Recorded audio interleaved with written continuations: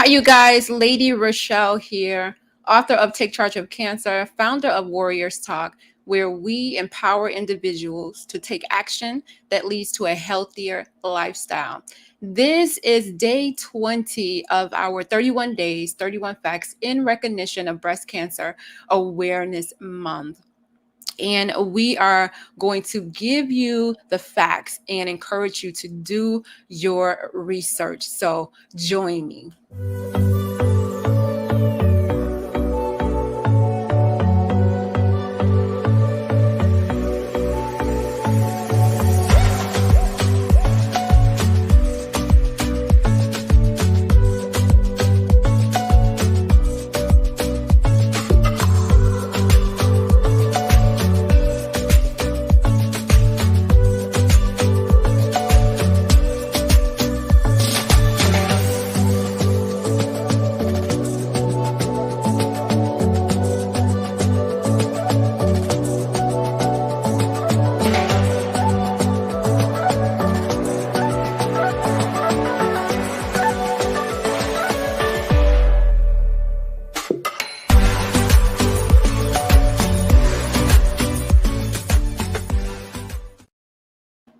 All right, so we are on day 20 of 31 days, 31 facts in recognition of Breast Cancer Awareness Month.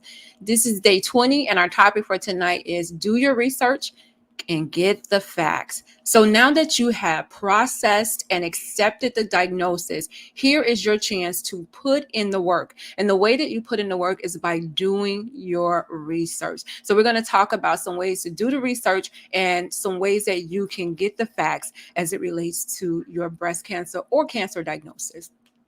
So the first thing is family history. We always push family history because it's a big indicator of some of the things that you may be dealing with in the future. And here's your chance to get ahead of it, right? A head start on what you may be dealing with.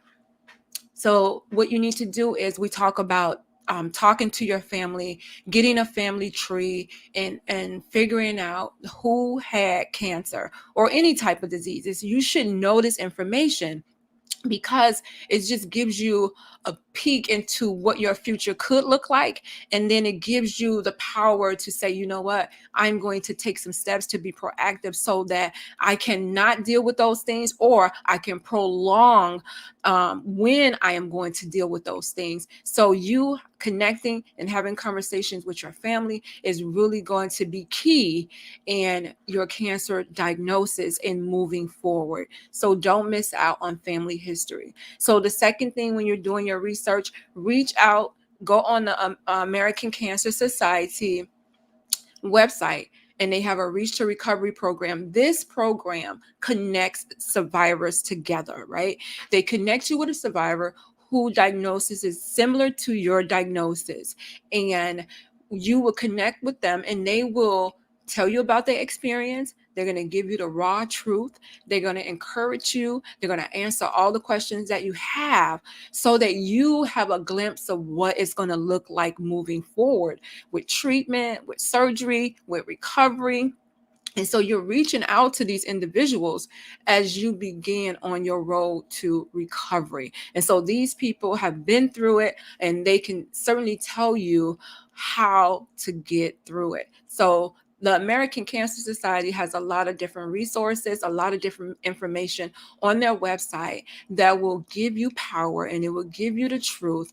And instead of going to some of these websites where people can put the information on there, and it doesn't necessarily mean that the information is accurate. So we know that when it has that .gov behind it, that it has some type of weight to it. So just make sure that you go on there, and normally they will contact you themselves, because once you're diagnosed with cancer, your information goes into this database, and then they will be the ones that would actually contact you and say, hey, we found out you had a cancer diagnosis, and we want to, be of as much help as we possibly can. And we're going to connect you with someone in our Reach to Recovery program. So utilize the American Cancer Society and all of the resources that they have.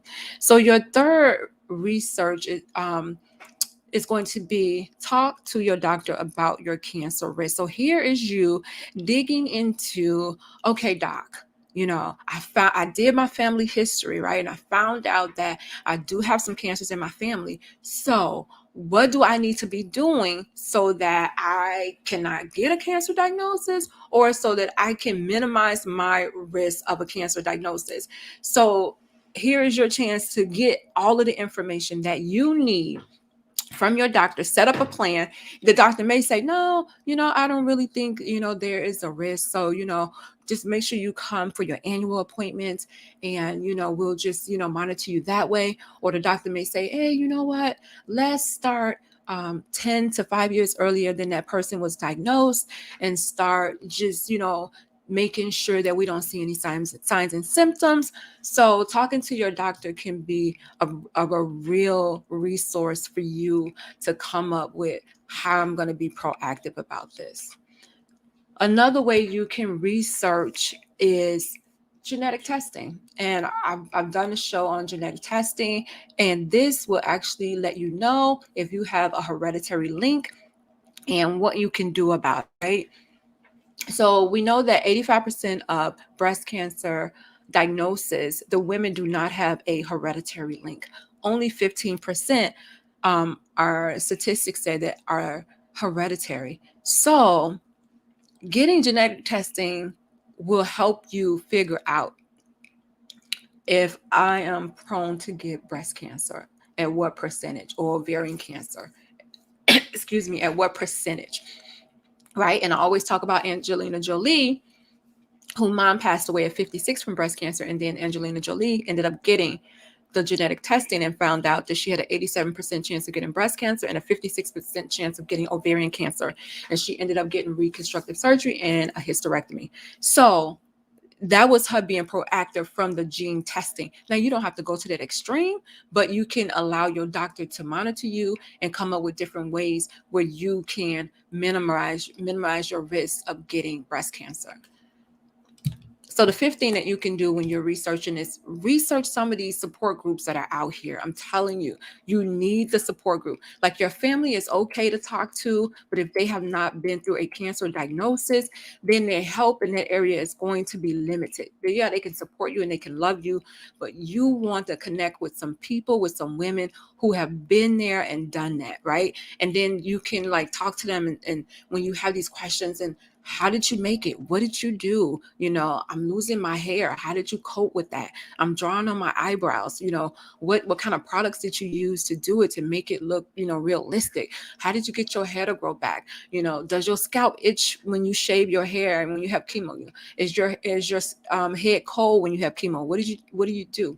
So, I mean, there's so many valuable information and lessons that you can get from someone who was already diagnosed. So get into the support groups, and some of them are online. There is the cancer support team. I had the founder on the show the other day. Her name is Karen Hall, and they are via Zoom. So you don't even have to leave the comfort of your home. You can be at home and still get the support that you need to help you make it through cancer. So check out the cancer support team and find out what they're doing to help women, deal with this horrible disease.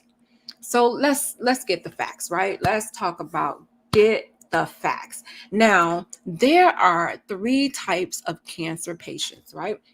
So the first one you have the person that this patient wants to know every little detail about their cancer diagnosis. They all into the stage, the grade, it's spread it here, where, how big, they want to know every details of the treatment. What does this treatment do? What's the percentage of people make it with this treatment? What is the percentage of, the cancer coming back with this treatment?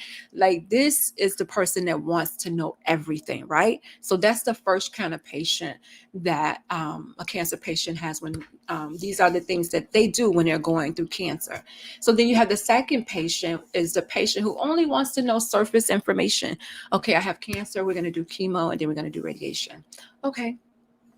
They just want to know the surface information because it's too much for them. It's overpowering for them. And they don't want to go through all of that. When they hear the information, it makes them sick, and they do not want to be stressed out about it. So they leave that up to the doctor, or they leave it up to a person that they appointed to get that information for them and to make decisions for them.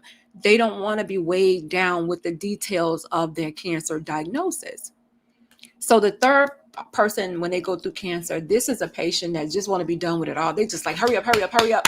Let's get through this. Let's do treatment. Let's do this surgery. Let's do this radiation. Okay, I done lost my hair. My hair about to grow back. Like, they just ready to go. They not really concerned about everything that's going on per se, but they do want to know some of the specifics of it. But they just ready to get this done. Like, they are just ready for war. So those are your three types of patients when they are going through cancer. So the patient that wants to know everything, the patient that wants to know surface information, and the patient just want to be done with it all. So the fourth thing when getting the facts is that the facts gives you power. When you know the facts of what you're dealing with, you can come up with a plan, an action plan, to know how to conquer it, right?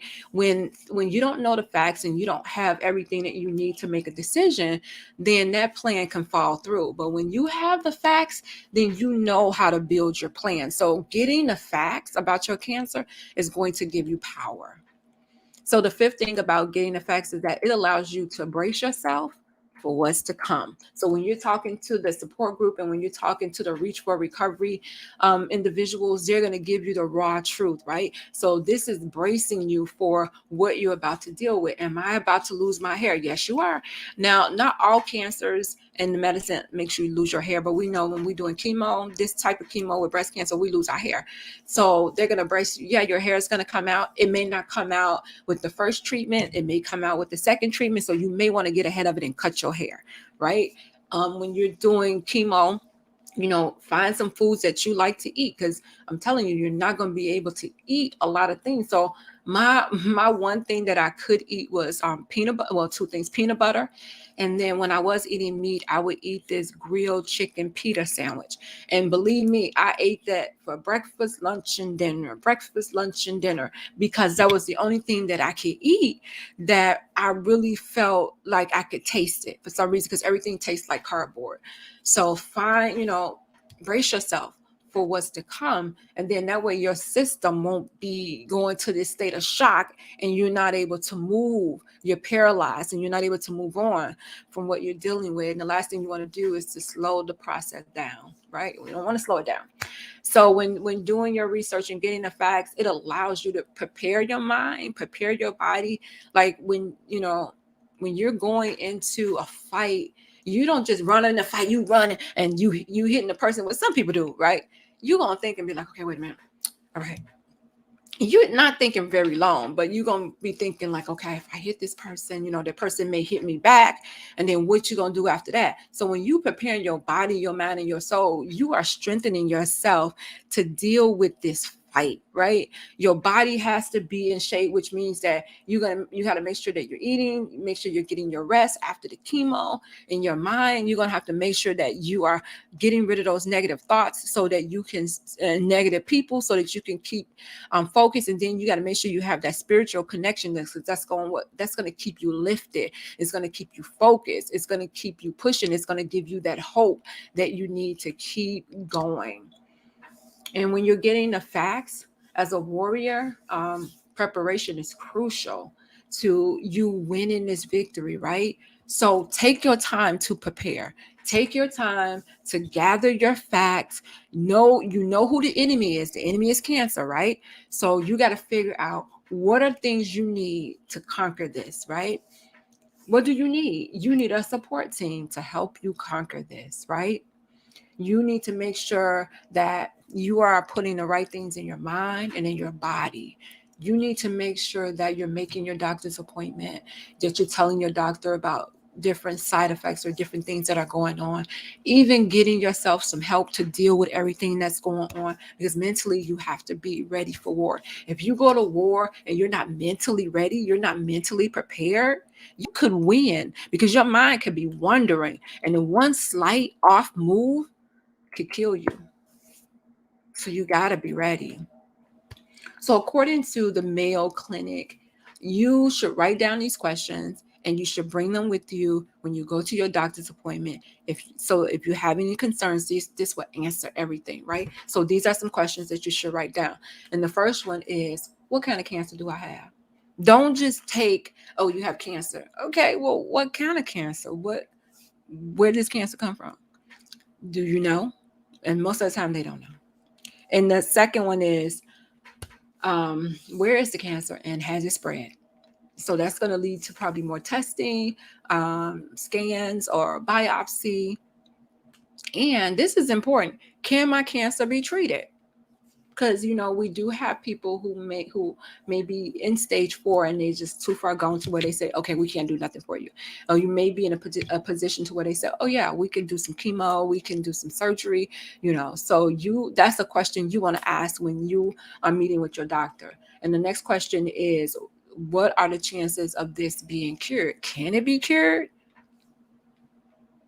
Is there a such thing as cancer cure? So you want to ask your doctor, what are the chances of you really getting all of this cancer out of my body?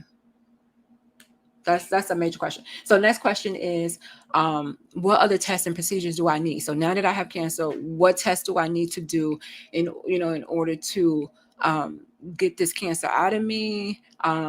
Find out what size it is, what grade it is, what stage it is. Like, those are questions that you want to ask, because you want to. This is giving you power to make decisions, right, moving forward. Then you want to know, what are your treatment options, and that depends on what stage you are. The lower your stage, 0, 1, you have some good treatment options. As you're moving into 2 and 3, you may have to do more stuff. You moving into 4, you may have to be constantly monitored and taking medicine. So what are my treatment options? That's one question that you want to know. And then, how does this treatment benefit me? Does it benefit me, or are you just experimenting on me? And then you want to ask, what should you expect during treatment? Should I expect to lose my hair? Should I expect to lose weight? Should I expect to be sick, nauseated? Should I expect to be dizzy? Should I expect to be fatigued? Should I expect to get neuropathy? Should I expect to have chemo brain? Those are some things that you want to know, which are the side effects of the cancer treatment. You want to know exactly what you're dealing with, again, so that you can brace yourself.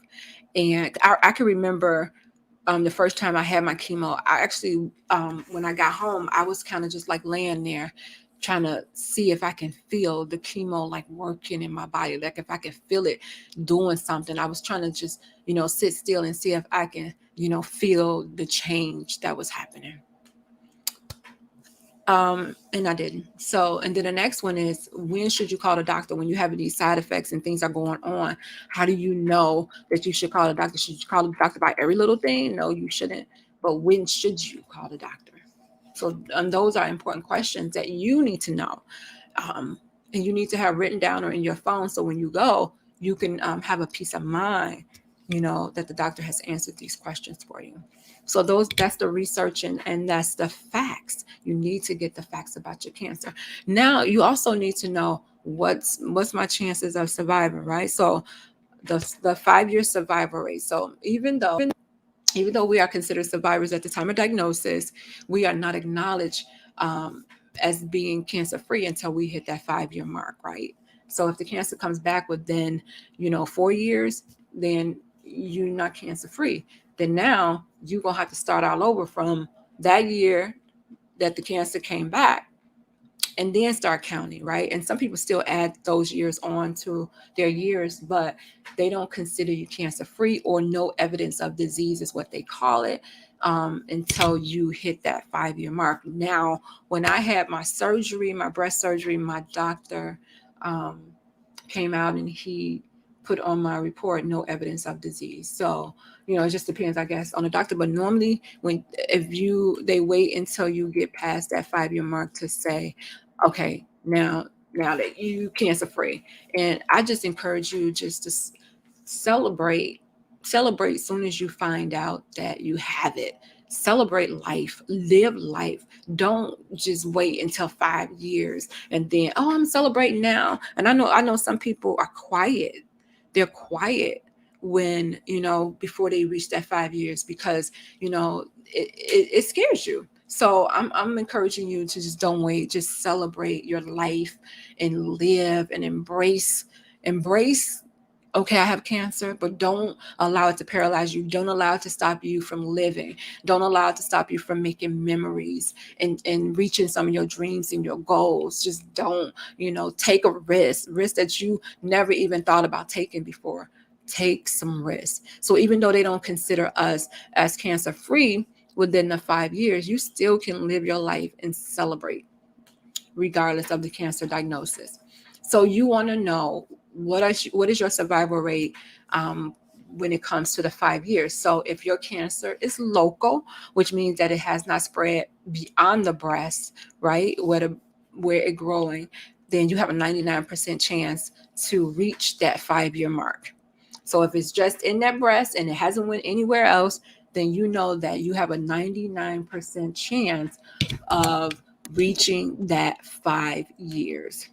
If it's regional, that means that the cancer has spread beyond the breast and went into the lymph nodes. So this would be me because I was diagnosed with stage 2. So it was in my breast, went to the lymph nodes, or either it was in my lymph nodes and went to the breast. And so the spread was limited, it stayed within, the one little lymph node, but so it gave me an 86% chance of getting to my 5-year rate.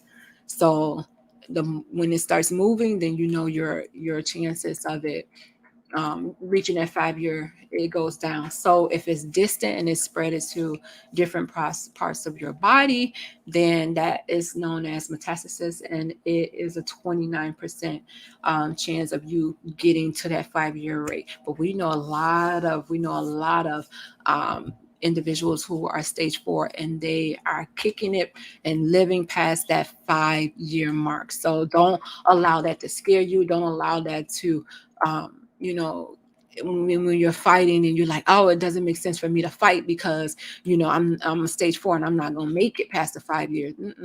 Talk to some of these women who are stage 4 and they are living their life, and when you look at them, you can't even tell that they had a cancer diagnosis. So don't allow that to paralyze you or to cause you to have fear, because we know that God did not give us a spirit of fear.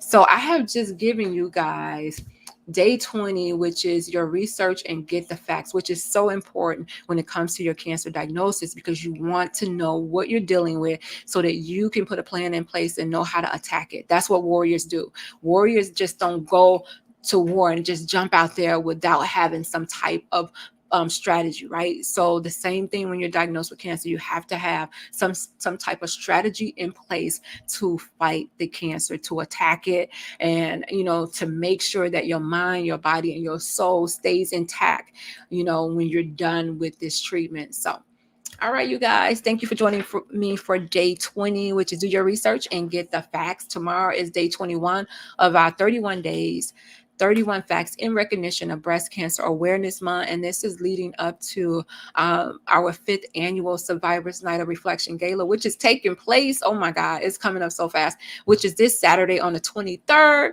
And I'm just so excited about the event. I can't wait to see the survivors and just to celebrate them and the ones that are fighting. And then we also are going to have a candlelight vigil for the individuals who have passed on. So I'm just so excited. Warriors Talk is all about empowering individuals to take action, to live a healthier lifestyle. It's all about living a healthier lifestyle so that we can be more mobile and we can have a good quality of life with or without a cancer diagnosis, right? So join me, you guys, tomorrow for day 21. Not sure what the topic is going to be, because normally I just, I think about it and whatever God drops in my spirit, that's what I do. So join me for day 21 of 31 Facts, 31 Days in Recognition of Breast Cancer Awareness Month. This is Lady ReShell, author of Take Charge of Cancer, founder of Warriors Talk, where we empower individuals to take action that leads to a healthier lifestyle.